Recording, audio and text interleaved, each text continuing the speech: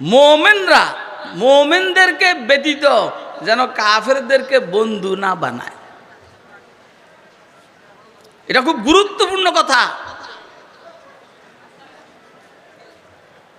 এই গত 16-17 বছরে যে ভুলটা হয়েছে, সেই ভুলটা হইল একটা ইসলামী কান্ট্রির, মুসলিম কান্ট্রির পররাষ্ট্রনীতিতে সর্বোচ্চ অগ্রাধিকার দেওয়া হয়েছে মালাউনদের দেশকে।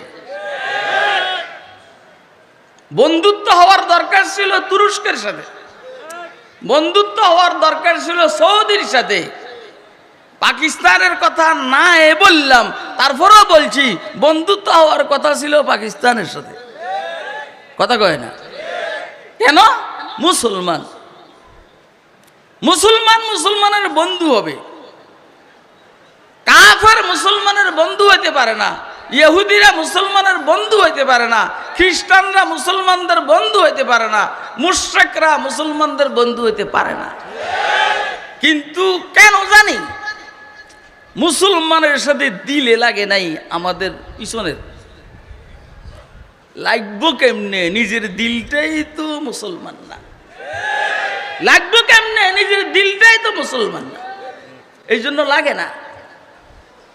আর আল্লাহরে কি দয়া, যার সাথে যার সম্পর্ক শেষে গিয়ে এনে ফলাইছে। কথা কয় না কেন? আমরা আশা করতেছি মরলেও ওইখানেই মরবে ইনশাআল্লাহ। আমার মনটাই বলে না জানি ওদের গুরুস্থানেই দাফন হয় কিনা।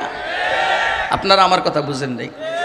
যে যেই মাটির সৃষ্টি তার মৃত্যু সেইখানে। দেখছেন না মির্জা কাদিয়ানির মৃত্যু হয়েছে বাথরুমে। কোথায় কর না? কোথায়? ওর কথা কয় না কেন? যান বাঁচাইবার লেগে তাড়াতাড়ি ওইখান থেকে বিমানে করে অথবা রেলগাড়িতে করে দূরে সরেছে। আল্লাহ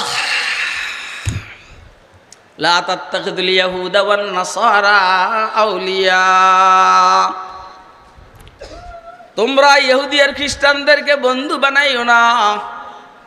বাযুহুম আউলিয়াউ বায, এরা একজন আরেকজনের বন্ধু।